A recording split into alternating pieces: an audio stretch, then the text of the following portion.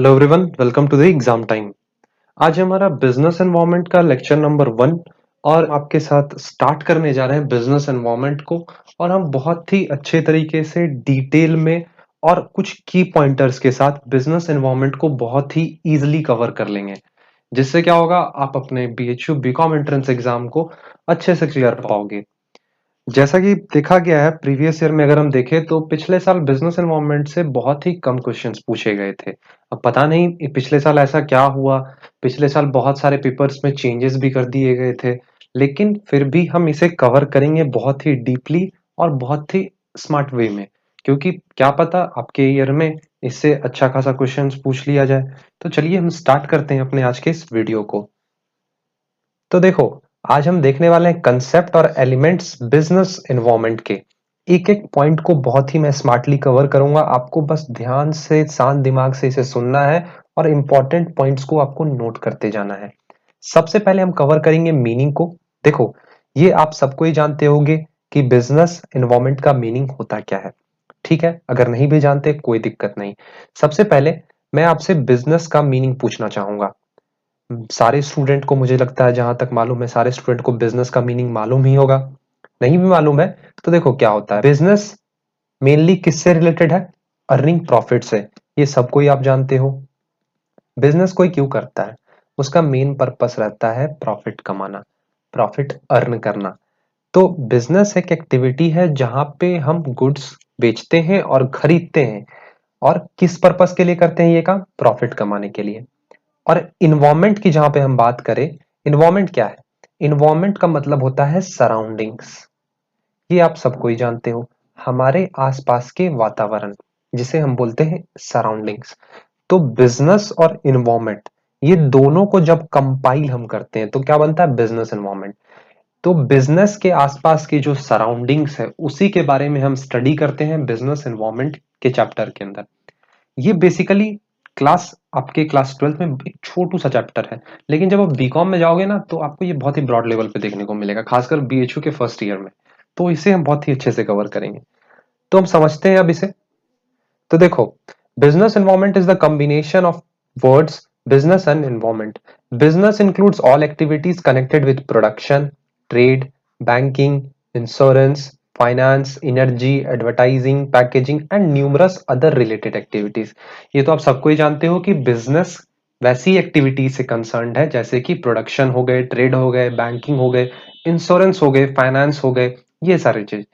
अब जहां पे बात आई इन्वायरमेंट की, environment refers to all external forces. ये बात याद रखना। इन्वायरमेंट देखो, वैसे तो इंटरनल इन्वायरमेंट भी होता है, इंटरनल फोर्सेस भी होते हैं, लेकिन मेनली जो हम कंसीडर करते हैं वो एक्सटर्नल फोर्सेस को कंसीडर करते हैं इसके अंदर। तो environment refers to all external forces which have a bearing on the functioning of a business. The environment includes factors outside the firm. Environment mainly basically जो होते हैं एक्सटर्नल फोर्सेस, वो फर्म के बाहर के होते हैं, which can lead opportunities for और थ्रेट्स टू द फर्म। जो कि बिजनेस के लिए, फर्म्स के लिए अपॉर्चुनिटीज भी ला सकती है, साथ साथ वो थ्रेट्स भी लेकर आ सकते हैं। इसे हम क्या बोलते हैं? External forces. It can be stated that it refers to the aggregate of all forces, institutions which are external to the business and beyond the control of management। देखो, कहीं ना कहीं जो हमारे एक्सटर्नल फोर्सेस होते हैं वो बिजनेस के बाहर होते हैं, ये आप सबको ही जानते हो। तो ये जो एक्सटर्नल फोर्सेस होते हैं ना, तो कहीं ना कहीं ये मैनेजमेंट के आउट ऑफ कंट्रोल रहते हैं। उनका बहुत ही कम कंट्रोल रहता है एक्सटर्नल फोर्सेस पे। तो ये बेसिक मीनिंग था। अब हम आगे बढ़ते हैं। अब देखो, यहाँ पे कुछ डेफिनेशंस दिए हुए हैं, चाहो तो पढ़ सकते हो, लेकिन बेसिकली ये आपके एंट्रेंस एग्जाम में पूछा नहीं जाता है। मैं आपको एक बार बता देता हूँ। सबसे पहले यहाँ पे विलर भाई साहब का डेफिनेशन दिया हुआ है, the total of all things external to the firm and industry which affect the organisation and operations. Business environment क्या है? Total of all things external, जो कि बाहर है, किसके? फर्म्स और इंडस्ट्री के, और जो कि ऑर्गेनाइजेशन के ऑपरेशंस को इफेक्ट करे, वो है हमारा बिजनेस एनवायरनमेंट। तो अगर लास्ट में हम एक डेफिनेशन देखें तो क्या निकल कर आएगा?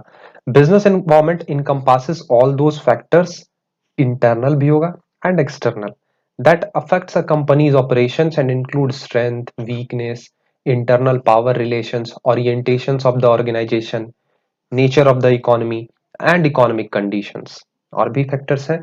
तो business environment all those factors हैं, मतलब सारे फैक्टर्स हैं, अंदर के भी मान लेते हैं और बाहर के भी मान लेते हैं, लेकिन एनवायरनमेंट मेनली जो होता है वो एक्सटर्नल टू द बिजनेस होता है, ये आपको याद रखना है। अब हम डिस्कस करते हैं बिजनेस एनवायरनमेंट के नेचर। इंपॉर्टेंट है, छोटे छोटे एमसीक्यूज बन सकते हैं। Nature of the business environment. सबसे पहले टोटलिटी ऑफ एक्सटर्नल फोर्सेस। में स्टार्टिंग से ही चिल्ला चिल्ला के बोल रहा हूं, एनवायरनमेंट जो है हमारा वो, उसमें टोटल हम क्या देखते हैं, एक्सटर्नल फोर्सेस देखते हैं। Business environment is the sum total of all things external to the business firm and such is aggregative in nature. ये पॉइंट इंपॉर्टेंट है, एग्रीगेटिव इन नेचर पूछा जा सकता है यहाँ पे। अब देखो हमारा जो दूसरा पॉइंट आता है इसमें, हमारा दूसरा पॉइंट क्या है, स्पेसिफिक और जनरल फोर्सेस। देखो अब दो टाइप्स के फोर्सेस होते हैं, पहला है हमारा स्पेसिफिक और दूसरा है जनरल। स्पेसिफिक फोर्सेस में क्या क्या आएंगे, जैसे कि हमारे इन्वेस्टर्स हो गए, कस्टमर्स हो गए, कंपिटिटर्स हो गए और सप्लायर्स हो गए। ये सब क्या है, हमारे स्पेसिफिक फोर्सेस हैं, जो कि effect individual enterprise directly and immediately, जो कि हमारे फर्म को, एंटरप्राइज को डायरेक्टली इफेक्ट करेंगे और immediately in their day to day working, जो कि हमारे डे टू डे बिजनेस में, मतलब आम दिन में डेली के जो काम हो रहे हैं उसको डायरेक्टली और इमीडिएटली इफेक्ट करते हैं, उसे हम बोलते हैं स्पेसिफिक फोर्सेस। जनरल फोर्सेस में आते हैं social, political, legal and technological conditions. अब ये जो है हमारा जनरल फोर्सेस, इसके पूरे बिजनेस पे इम्पैक्ट रहता है और जितने भी इंटरप्राइजेस हैं उसके अंदर, एंड दस में effect an individual from indirectly only. Highlight कर लो इसे कि जो हमारे जनरल फोर्सेस होते हैं वो किसी भी फर्म को इनडायरेक्टली इफेक्ट करते हैं, और जो स्पेसिफिक फोर्सेस होते हैं वो डायरेक्टली इफेक्ट करते हैं। याद रहेगा ना। अब एक चीज याद रखो, जो हमारा थर्ड है कि बिजनेस एनवायरनमेंट जो होता है वो डायनामिक इन नेचर होता है। डायनामिक का मतलब होता है, आप लोग को पता होगा, मैं नोट लिख देता हूं यहाँ पे। डायनामिक का मतलब होता है कीप्स ऑन चेंजिंग। मैं यहाँ पे नीचे करके थोड़ा सा लिख देता हूँ। डायनामिक का मतलब है कीप्स ऑन चेंजिंग, मतलब जो कि चेंज होता रहे। जो हमारा बिजनेस एनवायरनमेंट होता है वो भी डायनामिक होता है नेचर्स के थ्रू। क्यों ऐसा, अब देखो आसपास में क्या होता है, आए दिन क्या बीत रहे हैं हमारे इन्वायरमेंट में। कभी लॉकडाउन रहता है, कभी कोरोना वायरस रहता है, कभी कुछ रहता है। तो ये क्या है, चेंज होते रहता है हमारा वातावरण। तो वैसे ही बिजनेस एनवायरनमेंट जो है हमारा वो डायनेमिक इन नेचर है। It keeps on changing, whether in terms of technological improvement, मतलब कभी किसी टेक्नोलॉजी में इंप्रूवमेंट आ जाता है, तो कभी कंज्यूमर का टेस्ट प्रेफरेंस ही चेंज हो जाता है। अब देखो कंज्यूमर का टेस्ट प्रेफरेंस चेंज होने से मतलब है, मान लो पहले आप डेनिम वाले शर्ट पहनना पसंद करते थे, डेनिम वाले मतलब वो जो रहता है ना कि जीन्स का वाला बना हुआ रहता है उस टाइप का। अब आप जो शिफ्ट कर गए हो, फॉर्मल वेयर पे आ गए हो, तो आपका टेस्ट प्रेफरेंस चेंज हुआ, तो उसी अकॉर्डिंग बिजनेस को भी चेंज होना पड़ता है। तो जो हमारा बिजनेस एनवायरनमेंट है वो डायनामिक इन नेचर है। नेक्स्ट है अनसर्टेनिटी। देखो बिजनेस एनवायरनमेंट जो है वो लार्जली अनसर्टेन है। अनसर्टेन का मतलब है जिससे आप प्रिडिक्ट नहीं कर सकते हो कि फ्यूचर में जाकर क्या होने वाला है। ठीक है, अनसर्टेन का मतलब यही होता है कि आए दिन, मतलब आने वाले टाइम पे क्या होगा प्रिडिक्ट तो नहीं ना कर सकते, भगवान तो नहीं ना हो। तो वैसे ही बिजनेस एनवायरनमेंट जो होता है ना हमारा, वो लार्जली अनसर्टेन होता है, और बहुत ही ये डिफिकल्ट है कि फ्यूचर में क्या होना है उसको प्रेडिक्ट करना बहुत ही डिफिकल्ट होता है। तो जो हमारे बिजनेस एनवायरनमेंट्स होते हैं वो बहुत ही तेजी से फ्रिक्वेंटली चेंज होते हैं। किसके केस में, टेक्नोलॉजी के केस में, आईटी। रिलेटिविटी इंपॉर्टेंट है, बहुत बच्चे कंफ्यूज करते हैं इसमें। बिजनेस एनवायरनमेंट जो है रिलेटिव कंसेप्ट है। इससे क्या मतलब है, रिलेटिव कंसेप्ट से मतलब है कि एक रीजन से दूसरे रीजन में ये डिफर करता है। एग्जाम्पल के तौर पे बताता हूं, साड़ी का डिमांड अपने भारत में बहुत ही ज्यादा है, लेकिन आप वैसे कंट्रीज में जाओ, फॉरेन कंट्रीज हम कह सकते हैं, फ्रांस जैसी कंट्रीज हम कह सकते हैं, वहां ऑलमोस्ट साड़ी की डिमांड ही नहीं है। तो ये क्या है, रिलेटिव कंसेप्ट है। तो बिजनेस को उसी बेसिस पे, अपने रीजन के बेसिस पे सोचना पड़ता है कि कैसे, कौन से टाइप के हम प्रोडक्ट प्रोड्यूस करें जो लोग परचेज करेंगे। एक और बात, जैसे कि पॉलिटिकल कंडीशंस यूएसए में डिफरेंट है, वही चाइना और पाकिस्तान में डिफरेंट है ना। तो ये क्या है, रिलेटिव कंसेप्ट है बिजनेस एनवायरनमेंट। कुछ इंपॉर्टेंस दिए हुए हैं बिजनेस एनवायरनमेंट के, उसे भी हम देख लेते हैं, कुछ ज्यादा तो है नहीं। देखो बिजनेस एनवायरनमेंट क्या होता है, अगर हम अपने बिजनेस एनवायरनमेंट को बहुत ही अच्छे तरीके से एनालाइज करते हैं, देखते हैं, सोचते हैं उसके बारे में, तो इससे क्या होगा, फर्म्स जो होती है वो अपॉर्चुनिटीज को आइडेंटिफाई कर सकती है बहुत इजीली, और उसे अपना एक एडवांटेज ले सकती है। अब देखें कि इन्वायरमेंट में कि आए दिन बहुत सारे चेंजेस हो रहे हैं, कुछ नया हो रहा है, तो जो बिजनेस एंटरप्रेन्योर्स होते हैं वो सोचेंगे उसके बारे में, मार्केटिंग स्ट्रेटजीज लगाएंगे, कैसे क्या करना है, और उसमें अपना एडवांटेज देखेंगे कि कहाँ है उसका।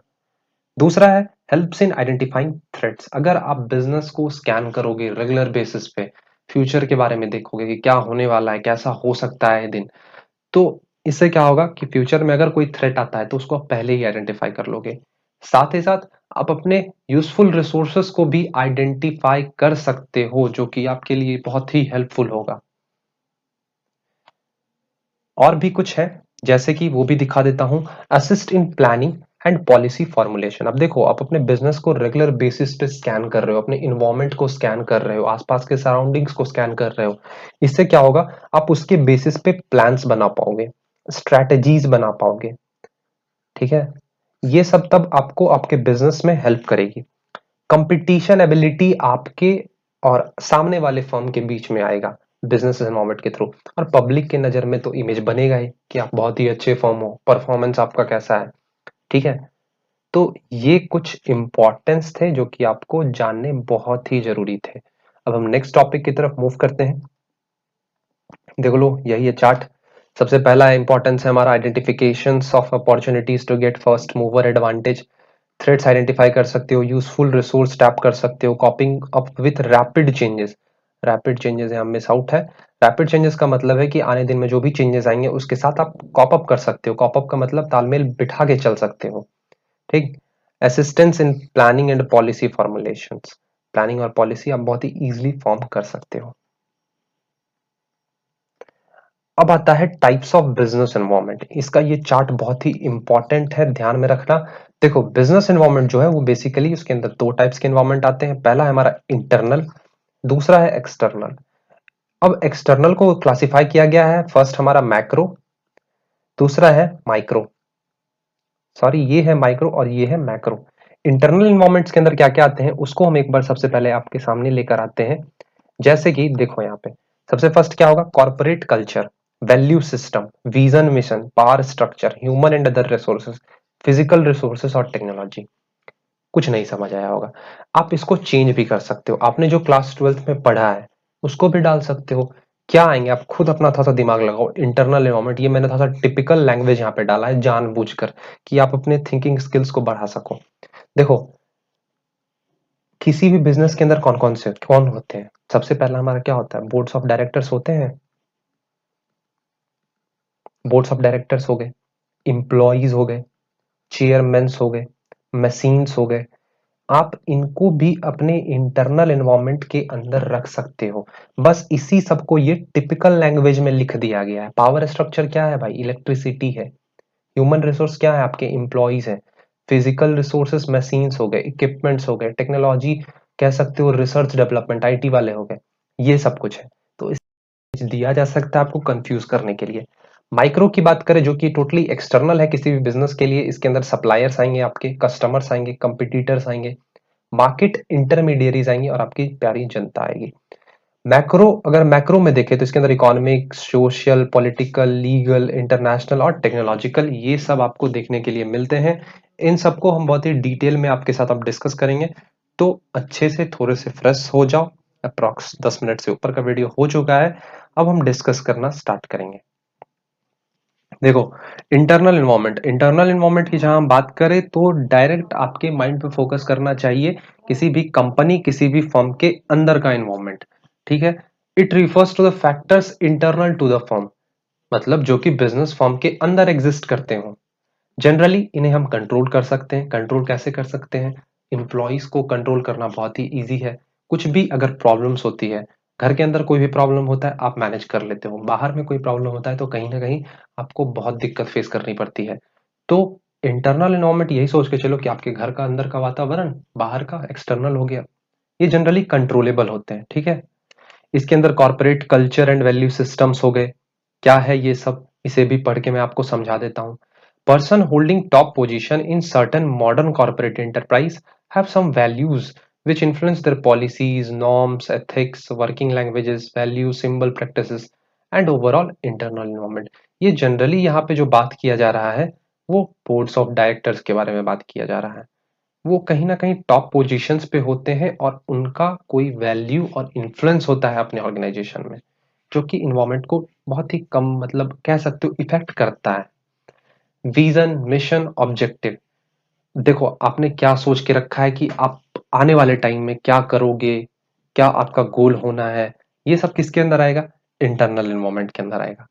टॉप मैनेजमेंट स्ट्रक्चर, यहाँ पे भी जनरली देखो ए वाला और सी वाला कहीं ना कहीं इंटरलिंक्ड है, कुछ ज्यादा डिफरेंट है नहीं। पावर स्ट्रक्चर, अब आ गया पावर स्ट्रक्चर, जैसा कि मैंने आपको लाइटिंग वगैरह बताया था, तो आप उसे भी ले सकते हो।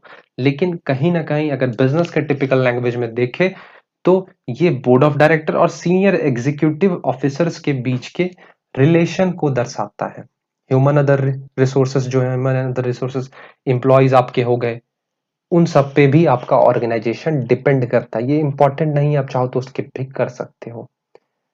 तो कहाँ गया हमारा एक्सटर्नल एनवायरनमेंट। देखो external environment, it refers to the external aspects of the surrounding of the business enterprise which have influence on the functioning of business। इसको हम दो पार्ट में कैटेगराइज कर सकते हैं। कौन कौन से दो पार्ट्स, आपको बहुत ही क्लियरली पता होगा। जो हमारा एक्सटर्नल एनवायरनमेंट है वो दो पार्ट में कैटेगराइज है। फर्स्ट हमारा आता है मैक्रो, सॉरी माइक्रो, और दूसरा जो है हमारा वो क्या है, मैक्रो। क्या है, कैसे क्या करना है, कौन से की पॉइंटर से क्वेश्चंस पूछे जा सकते हैं, उसको हम अब समझेंगे।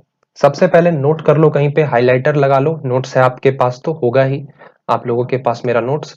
तो देखो माइक्रो इन्वायरमेंट हाईलाइट करो, इसको हम टास्क इन्वायरमेंट भी बोलते हैं, साथ ही साथ ऑपरेटिंग इन्वायरमेंट भी बोलते हैं। क्वेश्चंस पूछे जा सकते हैं। एक और पॉइंट चाहो तो नोट कर सको तो कर लो, यहाँ पे देखो इमीडिएट इन्वायरमेंट, इसे हम इमीडिएट इन्वायरमेंट भी बोलते हैं। माइक्रो इन्वायरमेंट में एक पॉइंट और यहाँ पे हाईलाइट करो कि ये पर्टिकुलर इंडस्ट्री को अच्छे तरीके से इफेक्ट करता है। तो क्या है इसके अंदर हम समझते हैं माइक्रो इन्वायरमेंट के अंदर। अब ये मुझे बताने की जरूरत नहीं है कि माइक्रो इन्वायरमेंट क्या होता है। माइक्रो इन्वायरमेंट के अंदर वैसे फोर्सेस आते हैं जो कि किसी भी ऑर्गेनाइजेशन के फंक्शनिंग को इफेक्ट करे, और ये किसी एक पर्टिकुलर इंडस्ट्री को इफेक्ट करेगा। ठीक, कुछ फैक्टर्स हैं जैसे कि सप्लायर। देखो सप्लायर के साथ हमें बहुत ही अच्छा खासा रिलेशन मेंटेन करना पड़ता है, क्योंकि अगर आप उनके साथ लड़ाई झगड़ा करोगे, कोई भी प्रॉब्लम्स क्रिएट करोगे, वो आपके सप्लाई रोक देंगे, फिर बनाते रहना आप अच्छे से प्रोडक्ट। तो जो हमारे सप्लायर्स होते हैं वो हमें रॉ मटेरियल्स प्रोवाइड करते हैं हमारे बिजनेस के लिए। अगर सप्लायर डिले करता है रॉ मटेरियल सप्लाई करने में और सप्लाई देना ही बंद कर देता है, तो हमारा जो प्रोडक्शन साइकिल है हमारे बिजनेस का वो रुक जाएगा वहीं पे। इसीलिए कहा जाता है सप्लायर के साथ अच्छा रिलेशन मेंटेन करके रखो। दूसरे हमारे कस्टमर्स, गॉड जिन्हें हम कंसीडर करते हैं, इनका इन्फ्लुएंस जो हमारे बिजनेस पे रहता है, हमारे एंटरप्राइज पे रहता है, वो बहुत ही हाई रहता है। हम कोई भी काम करते हैं तो हम सोचते हैं एज अ कस्टमर की तरह कि हमें क्या चाहिए। ठीक, तो customer are the highly influential as they are the central point of every business. हर एक बिजनेस का सेंट्रल पॉइंट होता है, और किसी भी बिजनेस का जो सक्सेस होता है लार्जली कस्टमर के नीड्स को आइडेंटिफाई करने पे डिपेंड करता है कि आप कस्टमर के डिमांड को फुलफिल कर पा रहे हो या नहीं। मार्केट इंटरमीडियरीज, कौन कौन आ सकते हैं मार्केट इंटरमीडियरीज, इंटरमीडियरी समझ रहे हो ना, एजेंट्स हो गए, ब्रोकर्स हो गए, जो कि कंपनी को कस्टमर ढूंढने में मदद करते हैं। तो ये कहा गया है कि जो मार्केट इंटरमीडियरीज होते हैं वो एज अ लिंक की तरह काम करते हैं कंपनी और फाइनल कंज्यूमर के बीच का। तो ये भी पॉइंट आप याद रखना। कंपिटिटर्स, कंपिटिटर्स कह लो या मतलब मैं ज्यादा टिपिकल नहीं होने वाला हूं यहाँ पे। कंपिटिटर्स देखो कौन होते हैं, वैसे फर्म्स होते हैं जो कि सेम प्रोडक्ट प्रोड्यूस कर रहे हैं या जो उस फील्ड में काम कर रहे हैं। तो कंपटीटर की स्ट्रैटेजी क्या है, कैसे वो सोच सकते हैं, किस लेवल तक उनकी थिंकिंग हो सकती है, इन सब पे भी एक बिजनेस एंटरप्राइज को ध्यान रखना पड़ता है। अब आगे और भी कुछ दिए हुए हैं जो कि ज्यादा इंपॉर्टेंट है नहीं। फाइनेंशियल इंटरमीडियरीज आप समझ लो कौन हो सकते हैं, जहां से आप फंड्स रेज करोगे। एक बिजनेस को तो फंड्स रेज करना ही पड़ता है, क्योंकि उन्हें बिजनेस जो चलाना है। फंड्स उनके पास पैसे होंगे ही नहीं तो बिजनेस कहां से लाएंगे, सॉरी बिजनेस कहां से चलाएंगे। तो वो मार्केट में न्यू शेयर्स इशू कर सकते हैं, फाइनेंशियल इंस्टीट्यूशन से लोन वगैरह ले सकते हैं, ये सारे चीज है। Public, public, any group that has an actual potential interest in the business has its impact on business। Public कह लो, कस्टमर कह लो, दोनों ही सेम हो सकते हैं एक एस्पेक्ट तक, ज्यादा कुछ डिफरेंस नहीं है। तो अब ये देखो, ये जो 6 फोर्सेस, 6 फैक्टर्स मैंने आपके साथ अभी डिस्कस किए, ये कहीं ना कहीं किसी एक इंटरप्राइज को इफेक्ट करेंगे। ऐसा तो होगा नहीं कि अगर आप सप्लायर के साथ रिलेशन अच्छा बना के नहीं रखे हो तो वो आपके फर्म को तो इफेक्ट करेगा ही, साथ साथ मेरे भी फर्म को इफेक्ट कर देगा, ऐसा नहीं ना होगा। क्योंकि आपने गलत रिलेशन मेंटेन किया अपने सप्लायर के साथ, अपने कस्टमर्स के साथ। मैंने अपने सप्लायर्स के साथ अच्छा खासा रिलेशन बना के रखा है, वो मुझे अच्छा प्रोडक्ट सप्लाई करेंगे। ठीक, आई होप आपको इतना क्लियर हुआ होगा। अब हम शिफ्ट करते हैं अपने मैक्रो इन्वायरमेंट की तरफ। इसके भी कुछ नेम्स हैं, सबसे पहले मैं जल्दी से इसे हाईलाइट कर देता हूं। देखो, मैक्रो इन्वायरमेंट को हम लोग जनरल और रिमोट इन्वायरमेंट भी बोलते हैं। आप लोग ये जो अदर नेम्स जितने भी होते हैं ना, एक पेज में नोट करते चला करो, क्योंकि बहुत सारे स्टूडेंट्स को दिक्कत आ जाती है इसमें, वो नेम्स भूलना स्टार्ट कर जाते हैं। मैक्रो इन्वायरमेंट जो है वो एक्सटर्नल होते हैं और अनकंट्रोलेबल फैक्टर्स होते हैं, और जनरली किसी भी बिजनेस का सक्सेस इन्हीं फैक्टर्स पे डिटरमाइन होता है और डिपेंड करता है कि कैसे आप इन अनकंट्रोलेबल फैक्टर्स को कहीं ना कहीं अपने कंट्रोल में लेकर आ रहे हो। ठीक, अब हम इसे डिस्कस करेंगे अच्छे तरीके से आपके साथ। It has a major external and uncontrollable factor that influence organization's decision making and affects its performance and strategies। ये जनरली एक्सटर्नल और अनकंट्रोलेबल फैक्टर्स होते हैं, अनकंट्रोलेबल फैक्टर्स होते हैं जो कि बिजनेस ऑर्गेनाइजेशन की डिसीजन मेकिंग को कहीं ना कहीं और उनके परफॉर्मेंस, साथ ही साथ स्ट्रैटेजीज को इफेक्ट करते हैं। और किसी भी कंपनी, फर्म का सक्सेस लार्जली इन्हीं पे डिपेंड करता है। मैंने आपको बताया था, ये पर्टिकुलर नहीं, मतलब होल इंडस्ट्री को कहीं ना कहीं इफेक्ट कर देते हैं ये, क्योंकि इसमें बहुत सारे ऐसे फैक्टर्स होते हैं जो कि ब्रॉड लेवल पे काम करते हैं। अब हम डिस्कस कर लेते हैं वो फोर्सेस कौन कौन से हो सकते हैं। सबसे फर्स्ट यहाँ पे हमारा जो फोर्स है वो है इकोनॉमिक एनवायरनमेंट। क्या है इकोनॉमिक एनवायरनमेंट? देखो, it has immediate and direct impact on the business. इसके अंदर इकोनॉमिक जहां पे टर्म आगे आ जाए, समझ लो अपने इकोनॉमी से रिलेटेड और कहीं ना कहीं मनी टर्म से रिलेटेड। जैसे कि इसमें आ गए rate of interest, inflation rate, change in disposable income, monetary policies जितने भी आ रहे हैं, स्टॉक मार्केट के इंडाइसेस हैं। ये सब देखो, स्टॉक मार्केट इंडाइसेस जो है ना, वो हम फाइनेंशियल मार्केट में आपके साथ सीखेंगे। और कुछ इकोनॉमिक फैक्टर्स जो कि बिजनेस फर्म को इफेक्ट करते हैं। इंक्रीज और decrease of the economic factor results in opportunities or constraint on a business and enterprise। Economic factors में अगर कोई भी इंक्रीज और डिक्रीज आते तो कहीं ना कहीं बिजनेस के लिए अपॉर्चुनिटीज हो सकती हैं, उसे इफेक्ट कर सकती हैं। तो इकोनॉमिक इन्वायरमेंट में ये सब आएगा, rate of interest, inflation rate. आप चाहो तो ऐसे ऐसे पॉइंट्स बना के लिख सकते हो, जैसे यहाँ पे आपने लिख लिया रेट ऑफ इंटरेस्ट, यहाँ पे लिखा क्या, इन्फ्लेशन रेट, यहाँ पे लिखा स्टॉक मार्केट इंटरप्राइज। इससे क्या होगा, आपको बहुत ही शॉर्टली याद होगा। सोशल इन्वायरमेंट की अगर हम बात करें तो देखो, बिजनेस इन्वायरमेंट के अंदर बहुत सारे सोशल फोर्सेस आएंगे, क्योंकि कोई भी बिजनेस जो होता है वो किसी एक सोसाइटी में रहकर ही काम करता है। जैसे कि कस्टम्स हो गए, बिलीफ्स हो गए, लिटरेसी रेट हो गए, एजुकेशन लेवल्स हो गए, लाइफ स्टाइल हो गए, कैसे कोई भी व्यक्ति रह रहा है, सोशल ट्रेंड्स हो गए, वैल्यूज हो गए, ये सब आते हैं सोशल एनवायरनमेंट में। जैसे कि इसको एग्जाम्पल के थ्रू हम समझते हैं आपके साथ। देखो, example, the celebration of Diwali, Eid, Christmas in India provide a financial opportunity for the confectionery manufacturers, garment business and many other related enterprise और बिजनेस। एक बिजनेस किसी भी सोसाइटी में रह रहा है तो अपने भारत जैसे कंट्री में दिवाली, ईद, क्रिसमस और भी अदर अदर फेस्टिवल्स मनते हैं, जिसको एंटरप्रेन्योर्स एक अपॉर्चुनिटी की तरह यूज करते हैं। उन्हें एक अपॉर्चुनिटी मिलता है जिसके थ्रू सोसाइटी को वो हेल्प करते हैं और अपने प्रॉफिट अर्न करते हैं। तो ये एक सोशल एनवायरनमेंट के अंदर ही आएगा ना। तो आपसे पूछा जा सकता है, लिटरेसी रेट किसके अंदर आता है, एजुकेशन लेवल्स कहाँ आ रहा है, लाइफ स्टाइल कैसे आ रहा है, लिविंग कंडीशंस किसके अंदर आ रहे हैं।